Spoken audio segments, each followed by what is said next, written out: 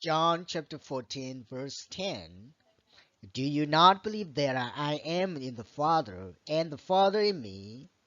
The words that I speak to you, I do not speak on my own authority, but the Father who dwells in me does the works. Believe me that I am in the Father, and the Father in me, or else believe me for the sake of the words themselves.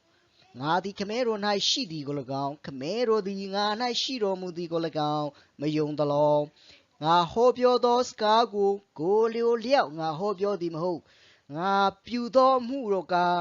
ငါ၌ကြည်နေတော်မူသောခမဲတော်သည်ပြုတော်မူ၏အာမင်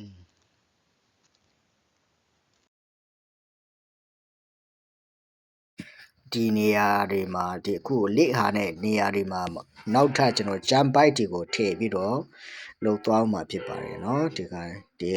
ဒီဗီဒီယိုနဲ့ပဲဂျမ်ပိုက်က3-4ခုလောက်ရောက်လာမှာဖြစ်ပါတယ်အားလုံးကိုကျေးဇူးတင်ပါတယ်ဘုရားသခင်အားလုံးကိုကောင်းချီးပေးပါစေ